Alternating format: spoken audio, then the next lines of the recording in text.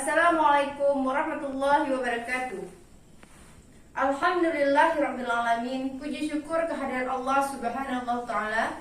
Salawat dan salam kepada Nabi besar Muhammad sallallahu alaihi wasallam.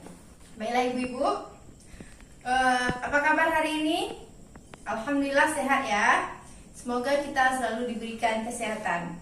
Ibu-ibu, hari ini kita akan belajar tentang penelantaran dan eksploitasi terhadap anak.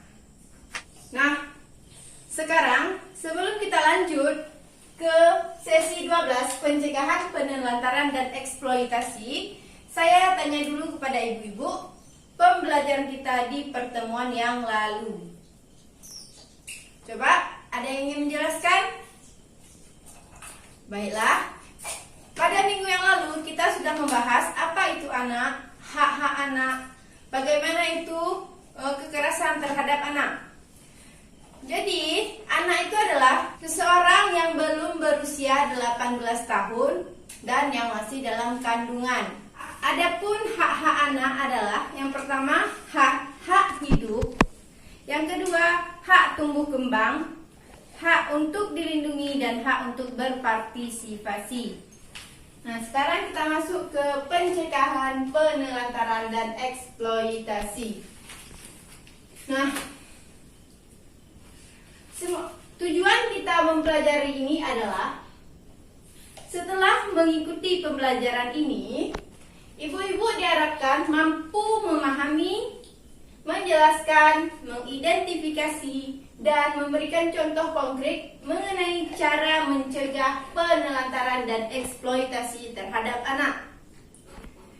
Jadi, adapun yang akan kita bahas pada hari ini adalah ada beberapa macam, yaitu apa itu pengertian penelantaran terhadap anak, dan contoh dan akibat penelantaran terhadap anak.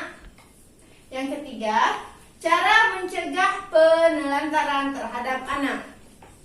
Dan di sini juga kita akan membahas tentang pengertian dan contoh-contoh eksploitasi, akibat eksploitasi, dan cara mencegah eksploitasi. Pengertian penelantaran anak. Apa itu penelantaran?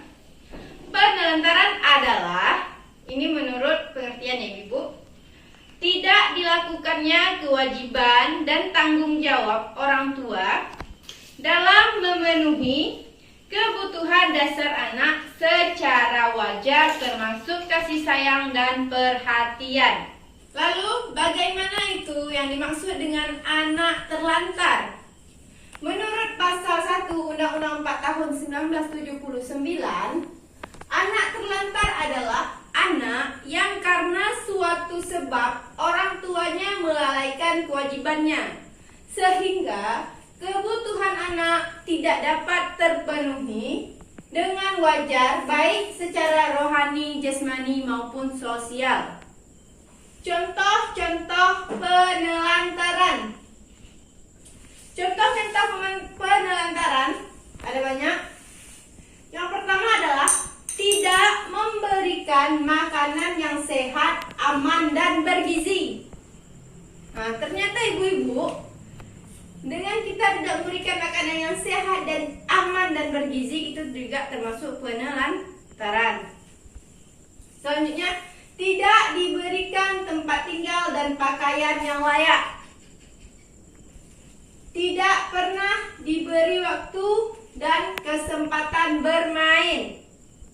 Selanjutnya, tidak diizinkan sekolah.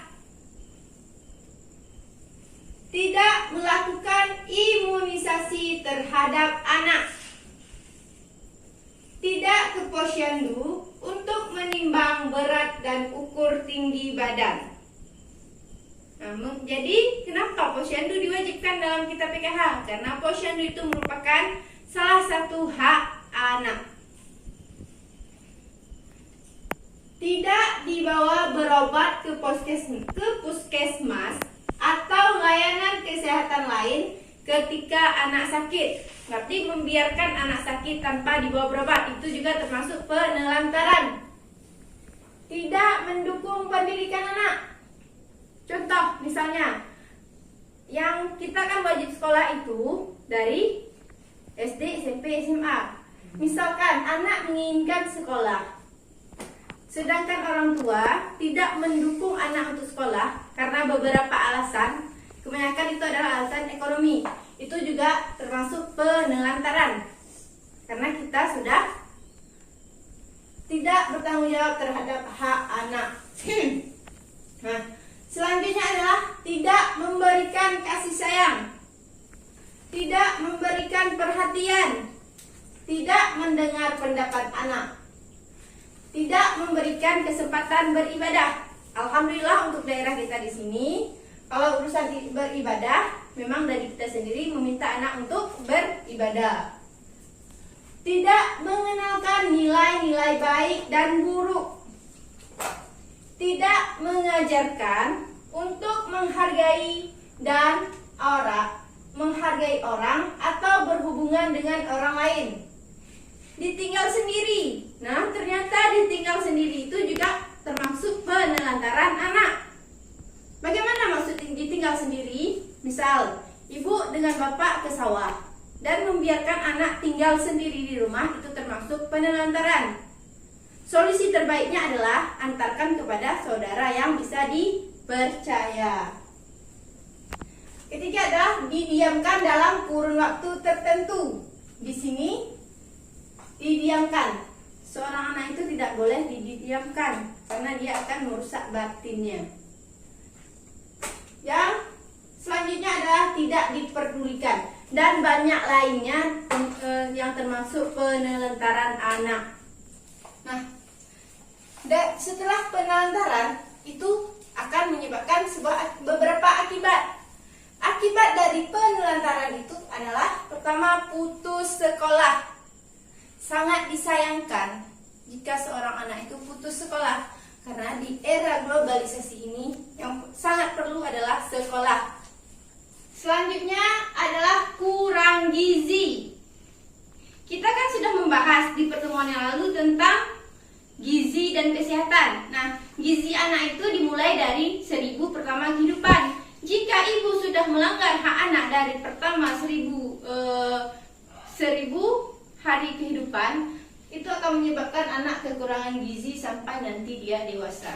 Makanya dalam PKH sangat dianjurkan untuk ibu hamil balita itu ke posyandu. Diberikan bantuan kepada ibu hamil dan balita itu yang paling banyak jumlahnya. Nah, selanjutnya digigit binatang. Ternyata jika anak digigit binatang itu termasuk juga penelantaran anak, karena kelalaian ibu sehingga anak digigit binatang. Selanjutnya sering ketakutan dan tidak berani. Kemampuan berbahasa rendah. Nah, kemampuan berbahasa rendah itu juga termasuk penelantaran anak. Kenapa? Karena ini slide yang cacat ya ibu-ibu. Jika anak normal, tapi kemampuan bahasa itu rendah, itu juga karena kelalaian seorang ibu. Selanjutnya, anak merasa tidak aman, susah bergaul, mengalami masalah penyesuaian diri pada masa yang akan datang. Makanya pada pembahasan yang lalu sudah kita bahas, jangan ada kekerasan terhadap anak. Di sini akan sangat berpengaruh ke masa depannya. Lalu, cara mencegah penelantaran. Kita sebagai orang tua bisa mencegah penelantaran dari sejak dini. Caranya adalah yang pertama itu kasih sayang, memberikan anak kebutuhan dasar, yaitu kasih sayang, sandang, pangan, dan papan. Meluangkan waktu bersama anak, berbagi tugas dalam mengasuh anak. Ingat, kewajiban dalam mengasuh anak itu bukan hanya kewajiban seorang ibu, tapi ayah juga bertanggung jawab untuk mengasuh anak. Di sini ini sudah kita pelajari pada modul 1. Selanjutnya adalah mendidik anak tentang apa yang boleh dan apa yang tidak boleh. Nah, yang paling penting adalah memperhatikan pergaulan anak. Memperhatikan perkembangan anak itu sangat diperlukan. Ingat ibu-ibu. Ibu ya. Nah, selanjutnya cara mencegahnya adalah jika ingin menitipkan anak, diharapkan tolong titiplah kepada kerabat yang bisa dipercaya. Jangan asal menitipkan anak kepada tetangga misalnya. Oke, untuk pencegahannya ada banyak lainnya. Nah, untuk pertemuan hari ini kita cukupkan. Saya ucapkan terima kasih kepada ibu-ibu yang tetap bersemangat sampai sekarang untuk mengikuti pembelajaran hari ini. Saya akhiri dengan alhamdulillahirabbil alamin. Assalamualaikum warahmatullahi wabarakatuh.